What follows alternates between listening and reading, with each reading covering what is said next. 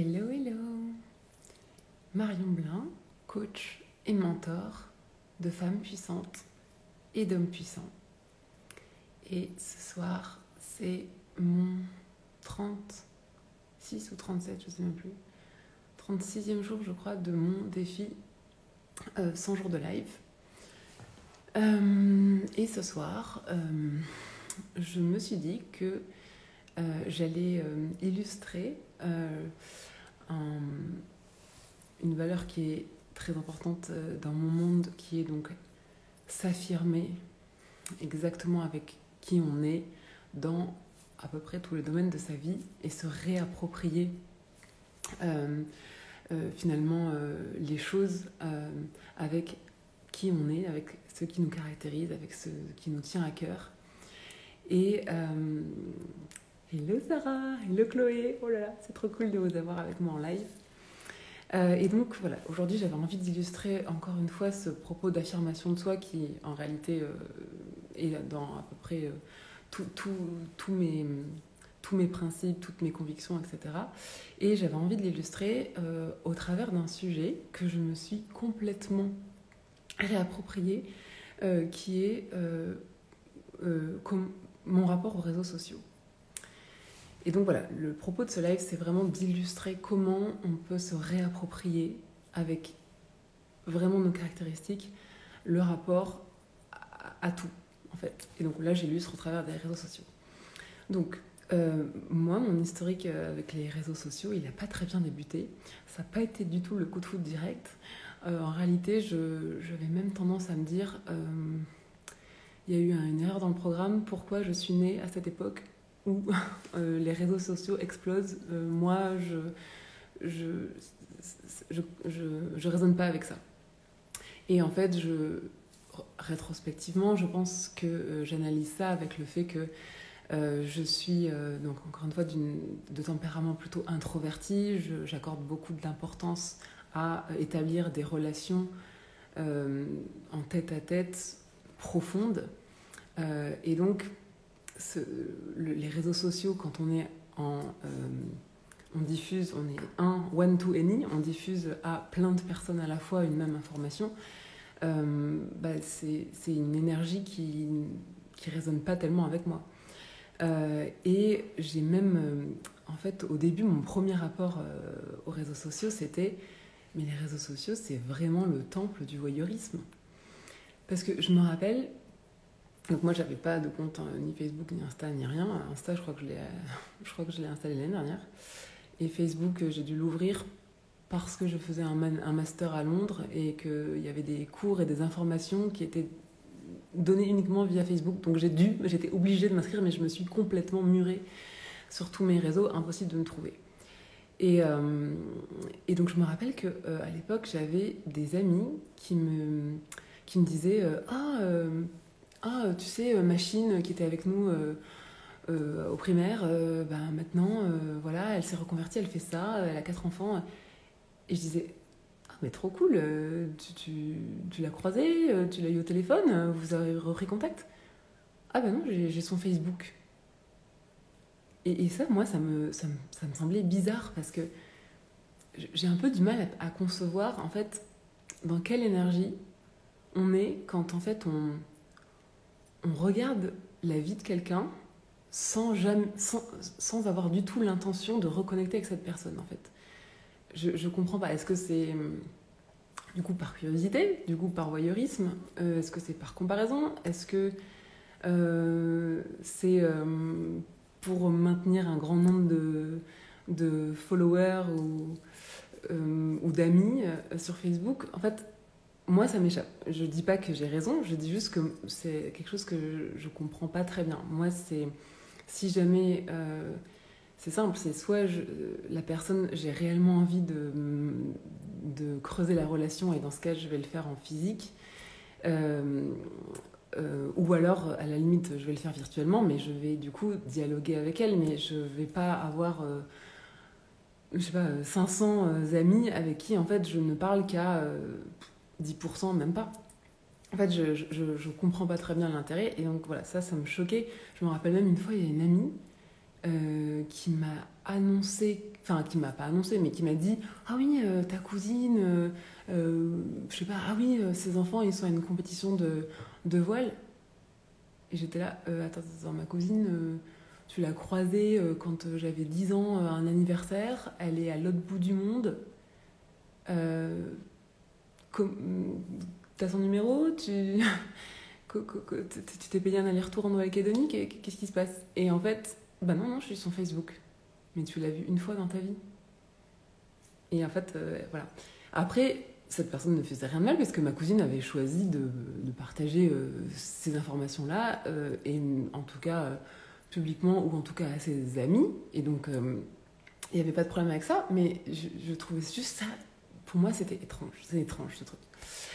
Et donc, moi, les gens qui ont enfin, du coup, la façon dont je consomme, moi, mes réseaux, c'est que finalement, les gens qui ont une place vivante dans ma vie, pas ma vie virtuelle, ma vie, en fait, bah, je les suis pas. Mais c'est pas mes amis. Parce qu'en fait, s'ils sont mes amis, ils sont mes amis dans la vraie vie. C'est-à-dire que dans la vraie vie, soit je peux les voir, soit s'ils sont à distance, je vais les appeler, je vais prendre des nouvelles. Mais je vais pas les suivre virtuellement. Ou alors, enfin, je peux les suivre virtuellement, mais en tout cas, je vais pas avoir des gens dans mes followers ou dans mes amis que je ne fais que suivre virtuellement et que je ne contacte pas. Voilà, c'est ça qui est bizarre.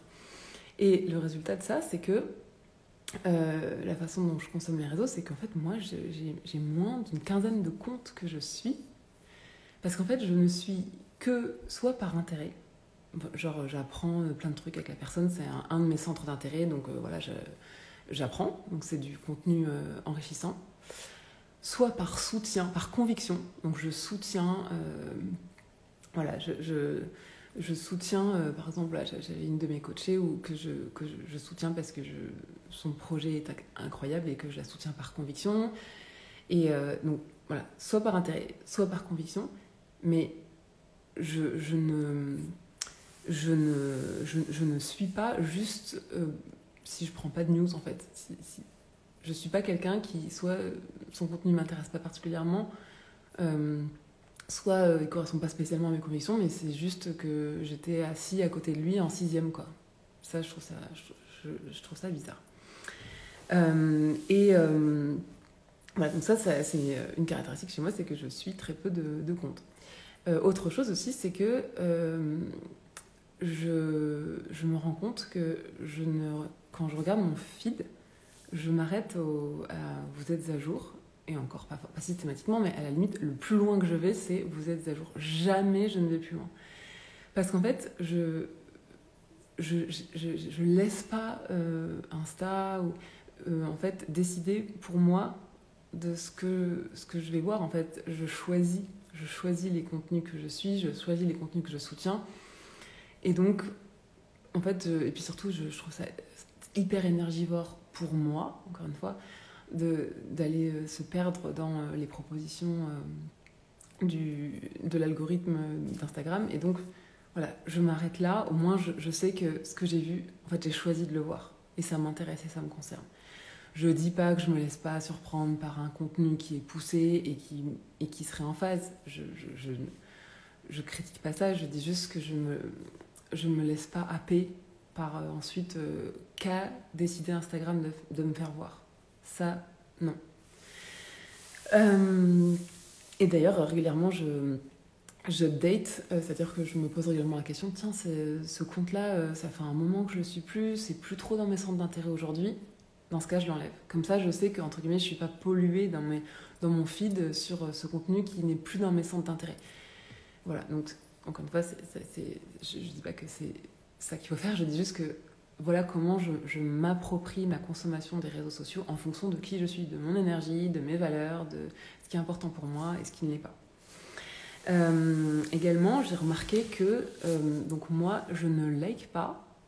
C'est soit ce contenu n'a pas soulevé d'émotion chez moi et donc voilà, c'est neutre. Soit, si ça fait quelque chose chez moi, je like et je commente. Parce que, qu'est-ce que ça veut dire un cœur?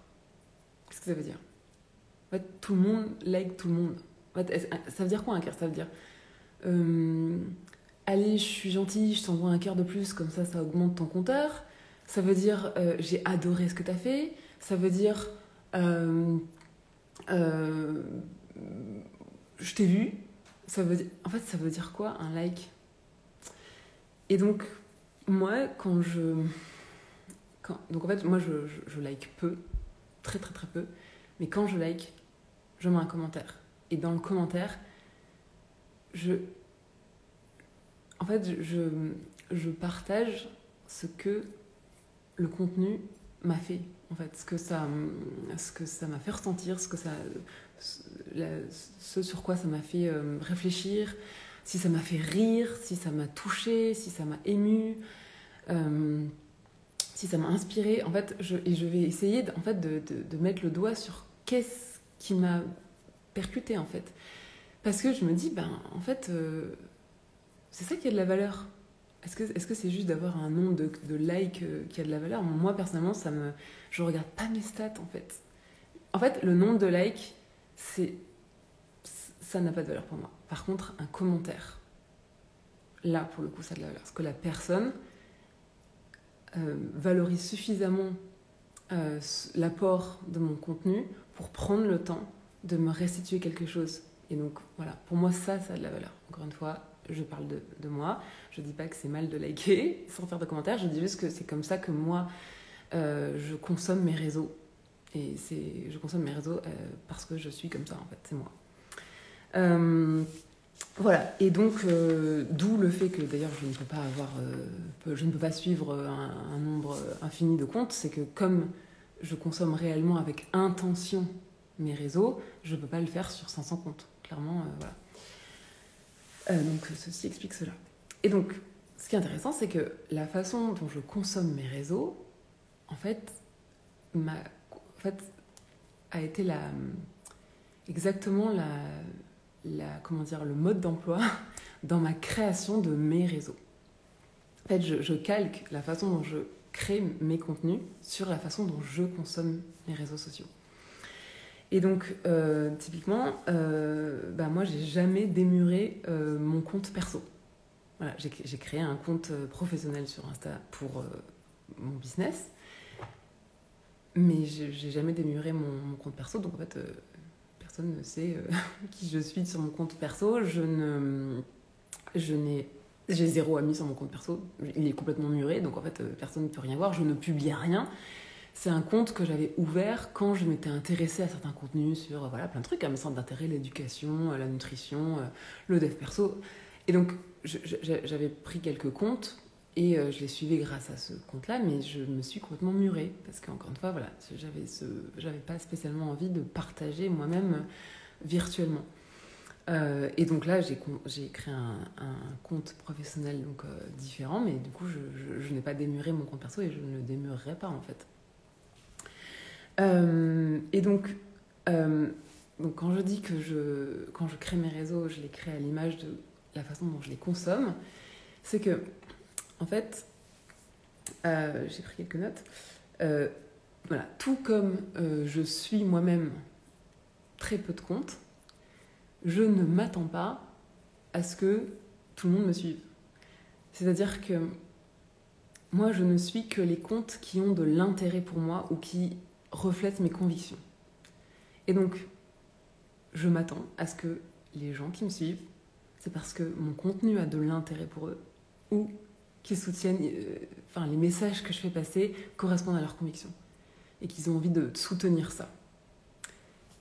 Et donc, en fait, les quelques personnes qui sont au courant que j'ai créé ce compte, certains m'ont proposé tiens, je vais en parler, est-ce que je peux transférer ton profil à mon réseau?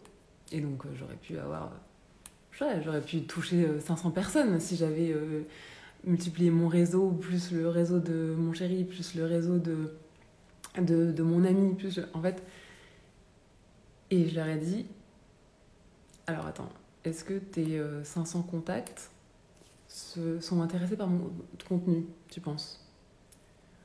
non, je pense pas, mais au moins, tu auras de la visibilité, ils pourront eux-mêmes le diffuser. Et ben non, parce qu'en fait, encore une fois, moi, je crée du contenu pour mes clients et mes futurs clients. Donc, il faut que ça leur... Je parle, voilà, vous êtes mes clients ou mes futurs clients. Et donc, je ne m'adresse pas, en fait, à la terre entière. Et je me fiche complètement que, encore une fois... Olivier, qui était assis en face de moi en classe de 5e, retrouve ma tête sur Internet et se dit « Tiens, elle est devenue quoi celle-là ?» Bon, il se trouve que j'ai une copine de primaire qui m'a retrouvée et qui me suit, et ça me fait très plaisir, mais parce qu'elle m'a écrit qu'elle trouvait qu'il y avait de l'intérêt dans mes contenus. Et donc ça, je suis on top, je suis over the moon quand j'entends ça. Mais la curiosité, par contre... c'est pas pour ça que je crée mes réseaux. Donc voilà. Et donc typiquement aujourd'hui j'ai 36 jours de comment dire de longévité sur mes réseaux, et je crois que j'ai à peu près autant de followers, mais je crois qu'à part mon chéri, mon père et ma mère, je n'ai poussé mon Insta à personne.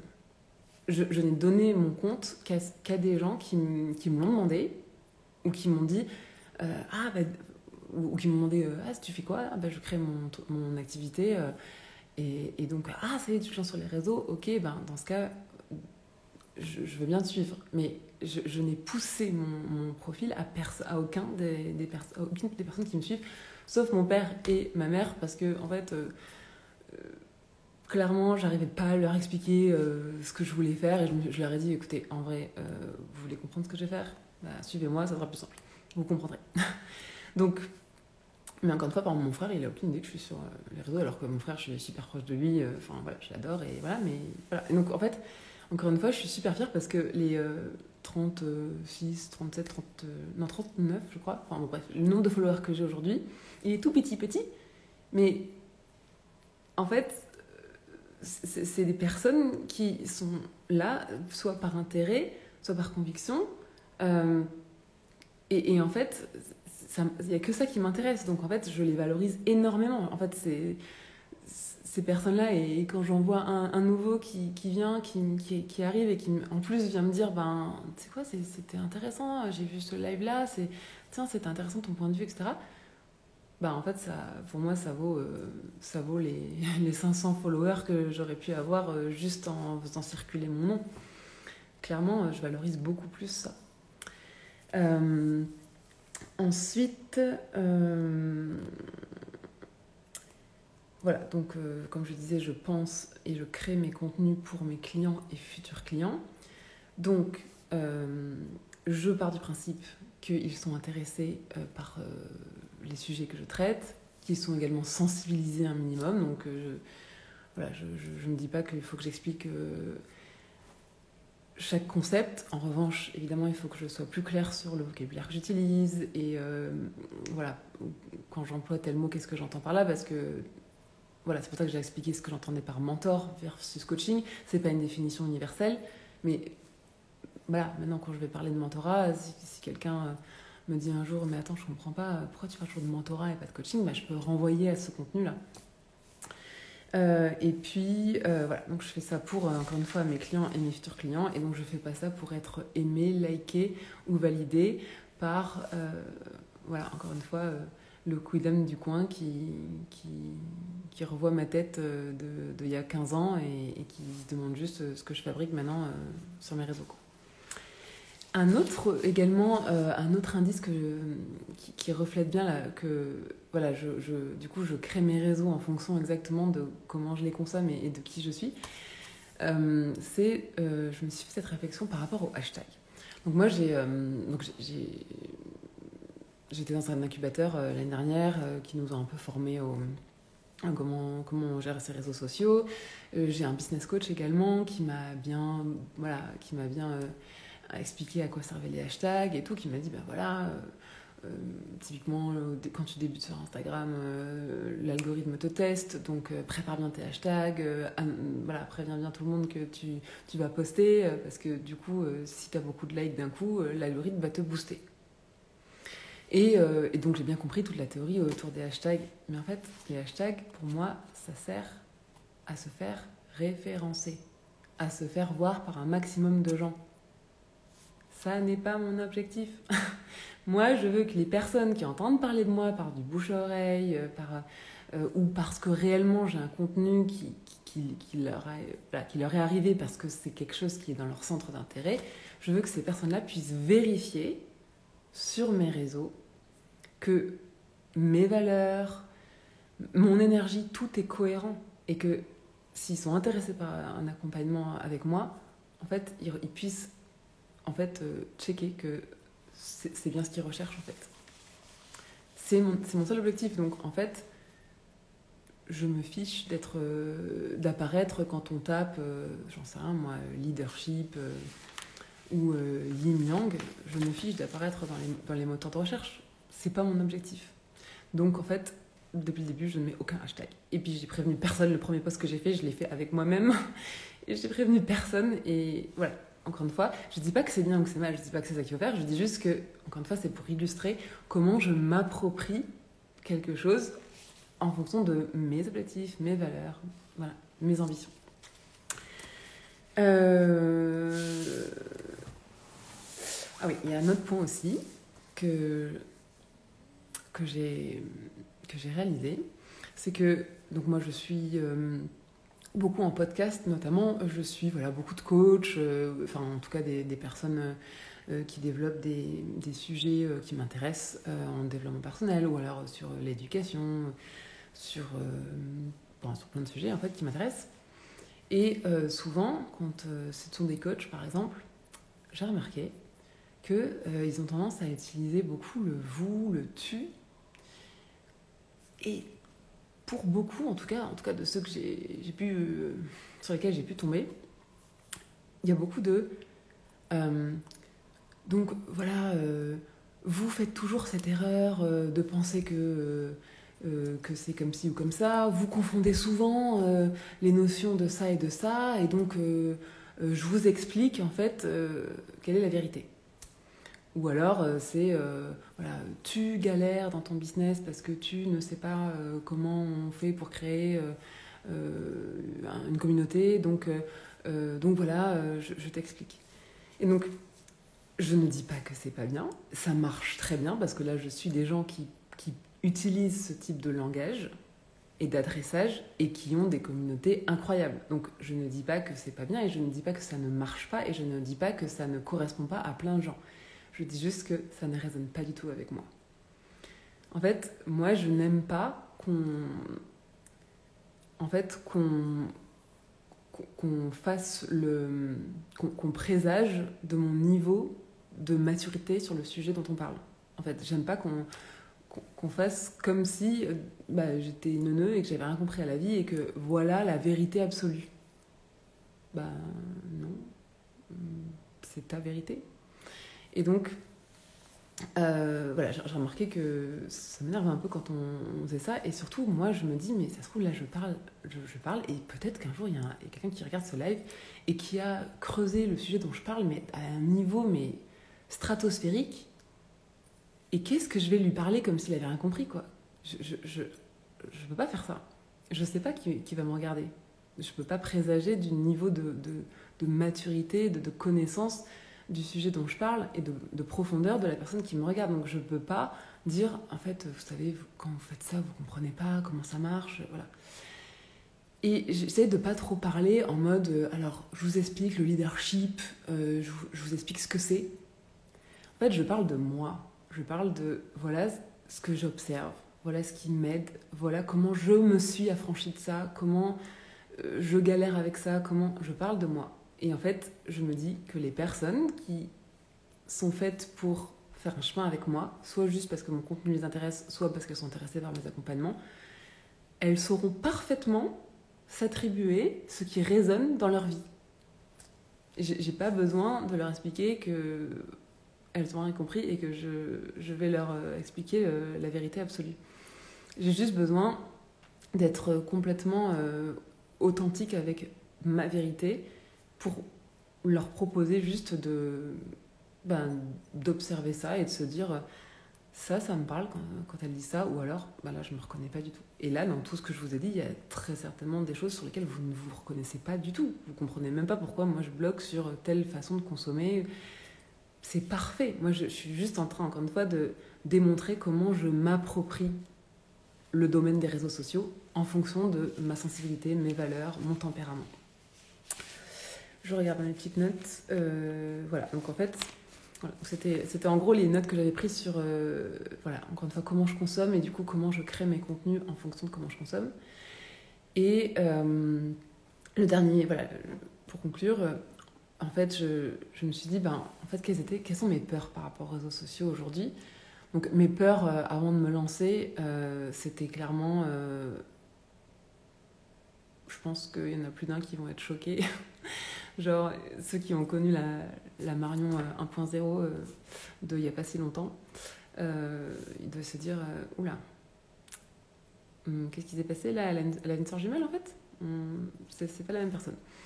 Donc c'est sûr que voilà, au début forcément avant de me lancer je me suis dit attends, telle personne là elle va halluciner, telle personne si elle tombe sur moi elle va halluciner.